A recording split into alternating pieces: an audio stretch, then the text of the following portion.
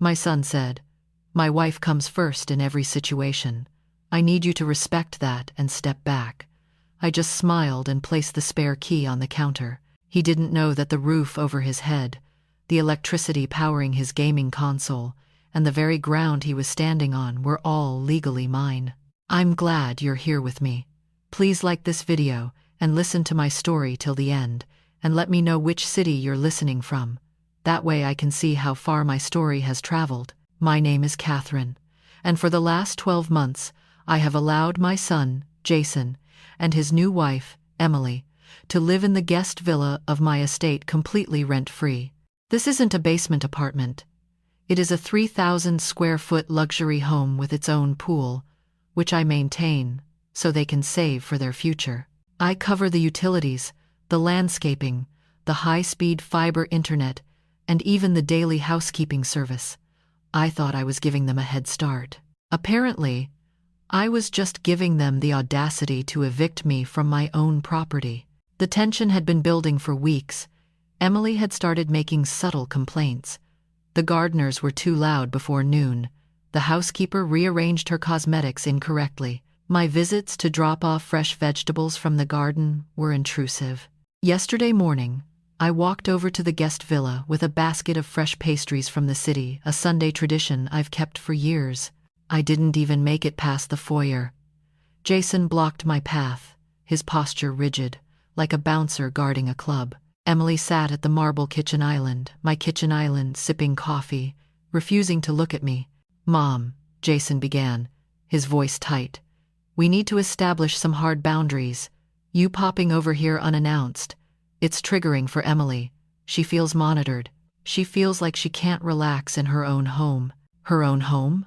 I asked softly, looking at the chandelier I had imported from Italy. Yes, Jason said, stepping closer to ensure I got the message. We are a family now. My wife comes first in every situation. I need you to respect that and step back. Don't come over unless you are explicitly invited. We need space. I looked at my son. He was wearing a robe I bought him, standing on floors I paid for, eating food likely purchased with the money he saved on rent. He wanted the lifestyle of a millionaire with the attitude of a rebellious teenager. You want me to step back? I clarified, my voice steady. You want total privacy? Yes, Jason said. Effective immediately. Understood, I said. I didn't argue. I didn't list everything I did for them. I simply set the pastry basket down on the entry table. I will respect your wishes, Jason. I will step back completely.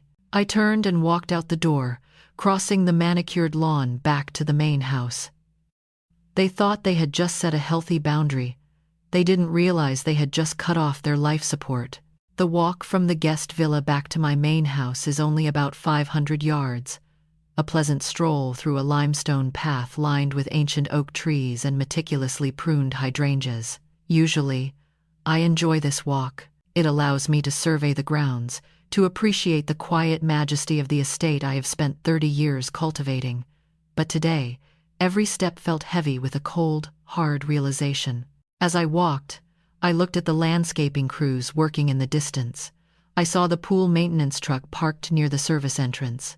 I saw the private security patrol car cycling through the perimeter. Jason and Emily saw these things every day, too. But they didn't see the invoices. They didn't see the coordination. To them, the clean sheets, the sparkling pool water, and the perfectly manicured lawn were just natural occurrences, like the sunrise or the rain. They believed these luxuries were the baseline of existence, not services purchased at a premium. They wanted me to step back. They wanted to be the undisputed masters of their domain. Very well. I would give them exactly what they asked for. I would give them the total, unmitigated burden of autonomy. I entered the main house and walked straight to my study. I didn't sit down to cry. I didn't call my friends to gossip. I pressed the intercom button on my desk. Arthur, I said, summoning my estate manager, could you please come to the study? Bring the operational schedule for the guest villa. Arthur arrived 2 minutes later, a leather folio in hand. He has been with me for 15 years, a man of discretion and efficiency. Madam? He asked, noting the lack of tea on my desk, a sign that this was strictly business. Arthur, there is going to be a change in protocol regarding Jason and Emily's residence, I began, clasping my hands on the desk.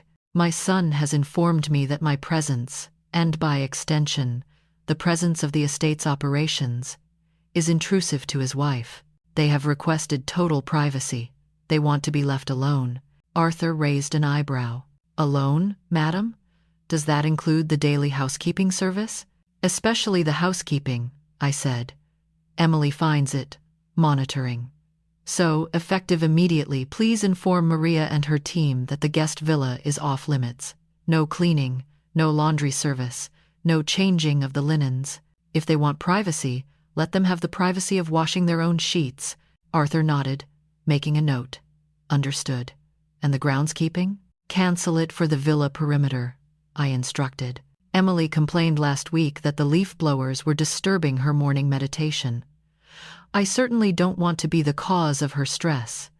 Instruct the crew to bypass the villa entirely. Let the grass grow. Let the leaves fall. Let nature take its course. That is the ultimate privacy, isn't it? It will look untidy, madam, Arthur warned.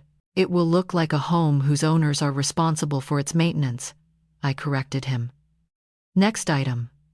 The pool. The saltwater filtration system requires weekly balancing, Arthur noted. If we stop service, the algae will bloom within 10 days in this heat. Then let it bloom, I said, my voice flat. Unless Jason decides to pick up a skimmer net and buy his own chemicals, that pool is no longer our concern. I am stepping back, Arthur, fully. Arthur paused, his pen hovering over the paper. And? The connectivity? The villa is hardwired into the estate's enterprise server. I smiled then. It wasn't a warm smile. It was the smile of a woman who knew exactly where the jugular vein was. Emily was an influencer, or at least, she was attempting to be one. Her entire day revolved around streaming 4K video, uploading content, and scrolling through social media. She relied on my business-grade fiber optic connection, which cost me $800 a month to maintain. Ah, yes, the internet, I said softly. Privacy means digital privacy as well, doesn't it? We wouldn't want them worrying that I'm monitoring their traffic. Log into the router admin panel, Arthur. Isolate the guest villa subnetwork. And disconnect it? Change the password, I corrected. Change it to something appropriate. How about respect my boundaries 2024, and do not give it to them unless they ask. And if they ask, tell them that since they are a separate household now, they will need to contact the ISP and set up their own account. I believe the installation waiting list is currently about 3 weeks. Arthur closed the folio. He didn't smile, but I saw a glint of understanding in his eyes. He knew how much I had given them. He knew how ungrateful they had been. I will implement these changes immediately, madam. Will there be anything else? One last thing, I said, turning my chair to look out the window toward the guest villa, visible through the trees. Cancel the grocery delivery account linked to that address. If Emily comes first in every situation, I'm sure Jason will be delighted to prioritize buying her groceries with his own money. Very good, madam. Arthur left the room. I watched the guest villa for a long moment. It looked peaceful, quiet. In about 2 hours, the dirty dishes would start piling up. In 2 days, the trash bins would be full with no one to empty them. In 3 days, the internet would go dark. And in a week, the pool would turn green. They wanted to play house? Fine. But they forgot that in the real world, you don't just get to play, you have to pay. I picked up my book and settled into my reading chair. The silence in the main house was beautiful. It is truly remarkable how quickly civilization collapses when you remove the invisible infrastructure that supports it. In the case of the guest villa, it took exactly 7 days for my son's private paradise to descend into something resembling a neglected fraternity house. From the vantage point of my second-floor balcony, sipping my morning coffee, I watched the transformation unfold with the detachment of a scientist observing a petri dish. It was fascinating, Really? Day 3 brought the leaves. A storm had rolled through on Tuesday, stripping the oak trees. Usually, my landscape crew would have the grounds spotless by 10 a.m., but following my strict orders to respect privacy, they had bypassed the villa entirely. Now, the pristine driveway was buried under a carpet of brown, wet debris. I saw Emily step out in her white yoga pants, attempt to walk to her car, slip on the wet leaves, and retreat inside with a look of sheer disgust. Day 5 brought the trash. The estate has a private waste management service that collects from the service entrance. However, the residents must bring their bins to the designated pickup spot. The housekeeper used to do this for them. Without her, the trash bags simply piled up by the villa's back door. 4, 5, 6 shiny black bags baking in the sun. I could see flies beginning to gather. I wondered if prioritizing his wife included Jason taking out the garbage, or if that task was beneath his dignity. But the pièce de résistance was the pool. The saltwater infinity pool, the backdrop of countless Instagram selfies for Emily, began to turn a murky, unapologetic shade of green. Without the daily skimming and the chemical balancing, the algae had claimed its territory. It looked less like a luxury amenity and more like a swamp creature's lagoon. The silence from the villa was deafening until Friday afternoon. I was in the library, arranging fresh flowers when the phone rang. Not my cell phone, which I had kept on silent, but the dedicated landline that connected the main house to the guest villa. I let it ring 3 times before picking up. "Hello?" I answered, my voice breezy and unconcerned. "Mom! Finally!" Jason's voice exploded through the receiver. He sounded breathless, frantic, and unmistakably angry. "Why aren't you answering your cell? I've been trying to call you for 2 hours." "Hello, Jason," I said calmly. "I was under the impression that you needed space. I didn't want to intrude by staring at my phone waiting for your call. Is everything all right?" "No, nothing is all right," he yelled. "What the hell is going on with the house? The maid hasn't been here all week. The place is a disaster. There are ants in the kitchen because the trash hasn't been taken out. And the pool. It's green, Mom. Emily wanted to host a brunch by the pool tomorrow, and it looks like a sewer." "I see," I said, plucking a wilting petal from a rose. "That sounds very unpleasant. But I'm not sure why you're calling me about it. Managing the household chores is part of living independently, isn't it?" "We don't have time for chores," Jason snapped. "I'm working, and Emily is. Emily is busy building her brand. We rely on the staff." "Ah, the staff," I mused. "The staff you found intrusive." The staff Emily complained was monitoring her. "I simply gave them new instructions to bypass the villa to ensure your wife's absolute privacy. I wouldn't want a housekeeper rearranging her cosmetics to trigger her anxiety again." There was a stunned silence on the other end. I could practically hear the gears grinding in his head. "Okay, fine," he huffed, trying to regain control. "We can talk about the maid later, but the internet. Mom, the internet is dead. The signal is gone." "Yes, I imagine it is," I said. "You imagine?" His voice rose an octave. "Emily is freaking out. She has a sponsored live stream with a skincare brand in 20 minutes. She needs the high-speed connection. If she misses this, she breaches her contract. Do you know how much money she could lose?" "I don't know, Jason. Perhaps enough to pay for her own internet service." "What did you do?" he demanded. "I secured the network," I replied, my tone icy. "You demanded that I step back. You demanded privacy.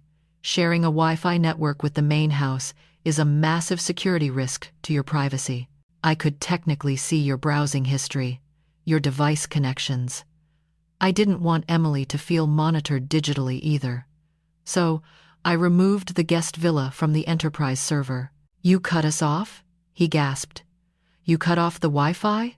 "I secured my network," I corrected him. "You are free to call Comcast. I believe they have a very nice starter package for residential homes, though I hear the installation wait time is quite long." "Mom, you have to turn it back on. Now." Jason sounded desperate. She's crying in the bathroom. She's screaming that you're sabotaging her career. She's my wife, Mom. She comes first. Exactly, Jason, I said, leaning back in my chair. She comes first, which means you need to solve this for her, not me. I am just the disrespectful mother-in-law who has stepped back. If she is your priority, I suggest you stop arguing with me and start hotspotting your phone data. Though, I recall you're on my family plan for that, too. I might need to look into that next. Mom, don't you dare. I have to go, Jason. It's time for my afternoon tea, and I believe I saw a raccoon tearing into one of your trash bags on the patio. You might want to handle that before Emily sees it. Prioritize her peace of mind, remember? I hung up the phone gently. Through the window, I saw Jason burst out of the guest villa's back door, phone to his ear, kicking at the pile of trash bags in frustration. Welcome to adulthood, my son. It's messy, it's expensive, and the Wi-Fi is never free. The breach of my sanctuary happened on a Saturday afternoon. It was the kind of humid, stifling day where the air feels heavy enough to wear, and I knew the air conditioning in the guest villa, an older unit that required manual calibration which the staff used to handle, had likely frozen over due to misuse. I was in the grand salon, listening to Vivaldi and reviewing the quarterly reports for my charitable foundation. The atmosphere was cool, crisp, and serene. Then, the double doors flew open. They didn't knock. They didn't ring the bell. They bypassed the security code on the main gate, which I had foolishly left active for them out of habit, and stormed into my home. Jason looked exhausted, his shirt stained with sweat. Emily looked like a woman on the verge of a breakdown. Her hair was frizzy, her makeup was smudged, and the look in her eyes wasn't one of apology. It was one of pure, unadulterated entitlement. "How could you?"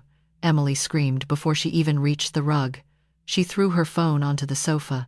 "You ruined my stream. Do you know I lost 300 followers today because the connection cut out? 300! And the AC is broken," Jason added, wiping his forehead. "It's 85 degrees in there, Mom. We can't sleep. The trash smells. The pool is a swamp. This is insane." I slowly took off my reading glasses and placed them on the table. I didn't stand up. I didn't offer them a drink. I looked at them with the calm demeanor of a judge looking at a disorderly defendant. "Hello to you too," I said softly. I seem to recall a very specific conversation about boundaries and unannounced visits. Or does respecting privacy only apply when I am the one visiting you? "This is an emergency," Emily yelled, stomping her foot like a petulant child. "You are doing this on purpose. You cut the services to punish us because we wanted space. You're being vindictive and petty." "Vindictive?" I asked. "Emily, you told me my presence was intrusive. You said the staff made you feel monitored. I simply removed the intrusion. I gave you total autonomy. If the AC is broken, call a repairman. If the internet is down, call an ISP. That is what homeowners do." "But it's your house!" she shrieked. "You own it. You're supposed to maintain it. We are your tenants." "Actually," I corrected her, my voice dropping to a dangerous chill, "you are not tenants. Tenants pay rent. Tenants sign leases. Tenants have legal standing. You are guests. You are occupants living there by my grace and generosity. And right now, you are very rude guests." Jason stepped forward, trying to play the peacemaker, but his attempt was pathetic. "Mom, please, look, we get it. It's hard work running the house, but Emily is suffering. She's my wife. She comes first. You have to help her feel comfortable. Just turn the Wi-Fi back on and send the maid over, please." I looked at my son. He was pleading with me to subsidize the very disrespect he had endorsed. "Jason," I said, "you keep repeating that phrase. She comes first. You said it to me when you kicked me out. You're saying it now." "Because it's true," he insisted. "I agree," I nodded. "She is your priority. But here is the question you haven't asked yourself. If she is your priority, why am I the one paying for her comfort? If she is the most important person in your world, Why are you asking me, the woman you told to step back to clean her toilet and fund her career? Emily gasped. I don't need you to fund my career. I am independent. You are living in a multi-million-dollar villa for free, I stated flatly. You are using my electricity, my water, my furniture, and until last week, my staff. You are about as independent as a house cat who thinks it runs the household because it meows at the door. You are a toxic, lonely old woman. Emily spat the words out, her face twisting into something ugly. That's what this is. You're jealous because Jason loves me more than you. You want to control him with your money because you have nothing else. You're trying to humiliate us. The room went silent. The insult hung in the cool air. Jason looked at his wife, then at me, terror dawning in his eyes. He knew she had gone too far. Emily, he warned. But I didn't get angry. In fact, a strange sense of clarity washed over me. Jealous? I laughed, a short, dry sound. My dear, I am not jealous. I am exhausted. I am exhausted by your ingratitude. And you are right about one thing. I do own the house. I stood up then, drawing myself up to my full height, and because I own the house, I get to decide who lives in it. You wanted boundaries? You wanted to define the relationship? Congratulations. You have defined it perfectly. You are strangers who broke into my home to insult me. Mom, wait, Jason stammered, reaching out. No, Jason, I said, walking to the desk and picking up the phone. The discussion is over. You have demonstrated the audacity to demand my resources while attacking my character. That transaction ends now. What are you doing? Emily asked, her voice wavering slightly. I am calling my attorney, I said, dialing the number. And then I am calling the real estate agent. It seems I have a vacant property that needs to be sold. I believe a nice art studio would be much quieter than you two. You can't kick us out, Jason yelled. We're family. Family respects family, I said, holding the phone to my ear. You chose your priority. Now, go live with her. Somewhere else. There is a specific kind of silence that follows a bridge being burned. It is the silence of realization, the moment when the arsonist looks down and realizes they are standing on the wrong side of the chasm. After Jason and Emily stormed out of my main house, shouting threats and insults, I didn't chase after them. I didn't cry into a handkerchief. I simply finished my tea, picked up the phone, and called Mr. Henderson, my family attorney. Eviction takes too long, I told him, cutting straight to the chase. I want them out. Now. Well, Catherine, Mr. Henderson said, his voice crackling with the dry wit of a man who charges $600 an hour. Since they have never paid rent, never signed a lease, and you have documented evidence of them damaging the property, specifically the HVAC system and the pool, they aren't tenants, they are guests.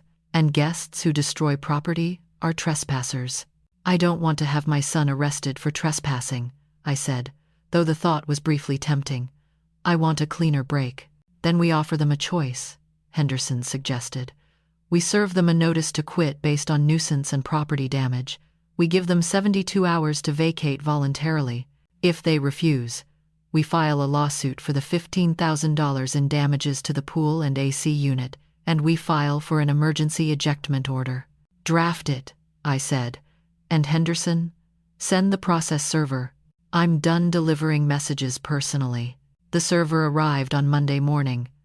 From my study window, I watched the man in the cheap suit knock on the guest villa's door. Jason answered, looking disheveled. I saw the exchange, the confusion, the reading of the document, and then the slump of his shoulders. 10 minutes later, my phone rang. Jason. I answered on the first ring. Mom, you can't be serious, he whispered. He sounded terrified. 72 hours? Where are we supposed to go? I don't know, Jason, I replied, typing an email on my laptop as I spoke. You are a resourceful young man. You have a job. Emily has a brand. Surely, between the two of you, you can find a suitable apartment. We have no savings, he blurted out. I stopped typing. Excuse me? You have been living rent-free, utility-free, and food free for 12 months. You earn a 6-figure salary. Where is the money? It went into the lifestyle, Jason stammered. Emily needed clothes for her photo shoots. We leased the Porsche because it fit her aesthetic. We went to Tulum twice for content creation. Mom, we lived like we were rich because we lived here. Correction, I said sharply. You lived like I was rich. Now, you are going to live like you are broke. Mom, please, just give us a month. Rents in the city are insane. A 1-bedroom is like $3,000, $3,200. Actually, for a decent area. I corrected him. I checked Zillow this morning, and most require first, last, and a security deposit. That's roughly $10,000 up front. Do you have $10,000, Jason? Silence. I didn't think so, I sighed. Here is the deal. You leave in 72 hours, leaving the keys on the counter, and I will absorb the cost of fixing the pool and the AC. If you are still there at hour 73, Mr. Henderson files the lawsuit for damages, and I will garnish your wages until every penny is repaid. It's a business offer. Take it or leave it.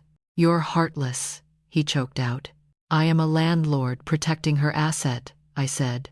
Tick-tock, Jason. The next 2 days were a flurry of chaotic activity at the guest villa. Without the staff to help pack, I saw Jason lugging boxes to his leased Porsche, which I suspected he would soon have to return. Emily was nowhere to be seen, likely hiding inside to avoid the humiliation of being seen doing manual labor. I heard shouting matches drifting across the lawn. The honeymoon phase of their priority-based marriage was dissolving under the pressure of cardboard boxes and packing tape. On the final morning, a moving truck, a budget rental, not a professional service, pulled up. It was time. I walked out to the driveway to oversee the departure. I wanted to ensure they didn't take anything that didn't belong to them. Emily came out first, dragging a Louis Vuitton suitcase. She looked tired. The glamour was gone, replaced by a sullen, angry pout. When she saw me, she stopped. Are you happy? She sneered. You get your big, empty house back. I hope you rot in it. I plan to fill it with art. I smiled pleasantly. I'm converting the villa into a studio. It will be very quiet. Art doesn't complain about the Wi-Fi. Jason came out last. He looked at me, his eyes red-rimmed. He held the keys in his hand. We found a place, he muttered, not meeting my eyes.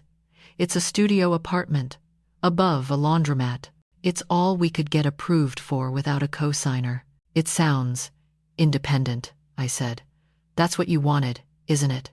No monitoring, no intrusion, just you and your wife. He looked at the guest villa, at the sprawling lawn, at the life he had thrown away because his wife didn't like the sound of leaf blowers. She hates it, he whispered. She hasn't stopped screaming at me since we found it. She says I failed her. You didn't fail her, Jason, I said, taking the keys from his hand. You gave her exactly what she asked for. You put her first. You sacrificed your mother, your home, and your comfort for her. You gave her everything. Now, you get to see if she loves you or for the address. He didn't answer. He just walked to the truck, climbed into the driver's seat, and started the engine. I watched them drive away, the truck rattling down the long, limestone driveway. As they turned the corner and vanished, the estate fell silent. I took a deep breath of fresh air. The trash was gone. The noise was gone. I turned back to my house. It was time to call the pool guy. It was 6 months before I saw my son again. The guest villa had been transformed into a serene painting studio. The pool was sparkling blue again, maintained by professionals I happily paid. The silence I once feared had become my greatest luxury. Jason arrived on a Sunday afternoon. He was driving a used Honda Civic. The leased Porsche was long gone. He looked thinner, older, and the arrogance that had defined his boundary-setting era was replaced by a weary slump. It's hard, Mom, he admitted, sitting on the patio where he used to demand privacy. The apartment is loud, the neighbors fight all night, and Emily, she is unhappy. She says I tricked her. She says I'm not the man she married because I can't afford the lifestyle anymore. We fight about money every single day. I poured him a cup of tea, but I didn't offer to fix it. It sounds like you are finally living an honest life, Jason, I said gently.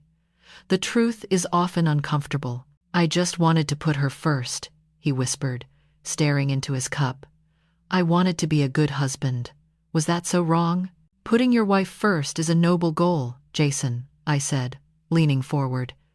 But you made a fatal error in your definition. You thought prioritizing her meant giving her everything I worked for. You tried to build a marriage on a foundation that you didn't own.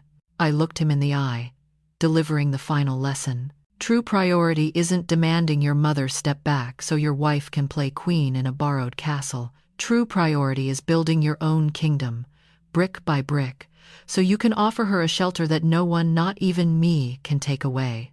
Until you can pay for the privacy you demand, you aren't a provider. You're just a squatter with an ego. He nodded slowly, the shame flushing his cheeks. Can I come home? He asked, his voice cracking. No, I smiled, firm but kind. But you can come for dinner next Sunday. If you bring the dessert, and if you call first. Thank you for listening to my story. If you agree that boundaries must go both ways, please share this video.